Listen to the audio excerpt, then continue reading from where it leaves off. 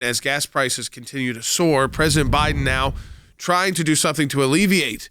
Now, he's not, of course, turning to U.S. energy independence and American energy independence to get us back on track to being a net exporter of energy and get these prices down. No, he's heading to Saudi Arabia. This is what President Biden said about the Saudi government and Crown Prince Mohammed bin Salman, or MBS as people call him, while he was campaigning for president, and just how much things have changed between then and today. Khashoggi was in fact murdered and dismembered, and I believe in the order of the Crown Prince. We were going to in fact make them pay the price and make them in fact the pariah that they are.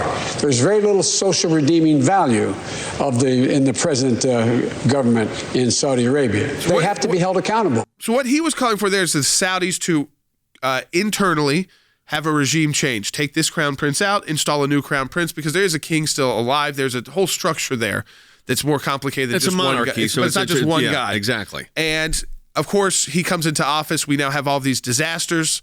And guess what? There's not going to be regime change because of a president. That does also tell you about American weakness.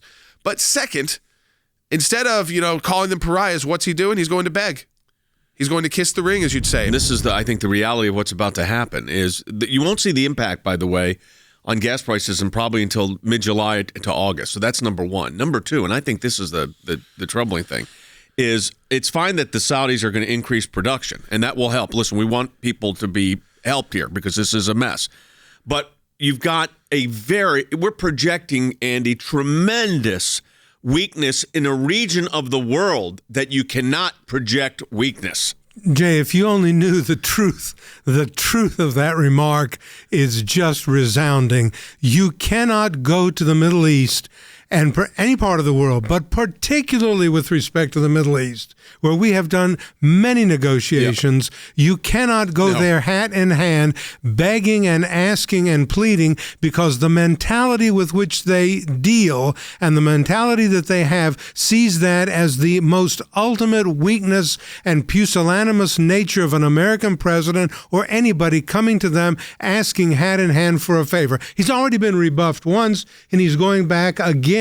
This is a display of American weakness that is indefensible. And I think the main reaction is the one Jordan just delivered, that the only reason this trip is happening, the only way reason this policy shift is happening is because the president's hand was forced, Jay. I mean, look, Andy called it going hat in hand. I think that's a good description, but we're doing it, Jay, when we know good and well that we have the resources right here in America to produce what we need. And we know it, Jay, because we were energy independent just a little over a year ago. So that's really the resounding response from Capitol Hill is, look, now we're in a situation where we're desperate, where we do need energy production from overseas immediately. But the long-term solution that people want, Jay, that the American people want, is one that this administration and, quite frankly, this Congress is not willing to give. It's one we had just a year and a half ago, and that's that if you get into a bind like this, you are not in such a pinch that you have to go begging because you can produce it domestically. At this moment, Jay, we can't because of the regulatory environment from this administration. Mother Nature is laughing at us because we have a bunch of left-wing lunatics in Washington, D.C., who are telling us that we should get oil from Venezuela and Saudi Arabia, but not from the coast of California. I think that we do a better job, a cleaner job with the technology. We can pump it out and produce it in a much safer, cleaner, better way than just saying, well, let's get it from Venezuela or Saudi Arabia. This is a crisis that's going to get worse. Remember Jamie Dimon, who is a pretty moderate guy, JP Morgan Chase CEO, he is saying that this is going to be a hurricane in the economy coming forward. It is going to get worse, and it is all because the Democrats are literally implementing policies that are far left woke policies.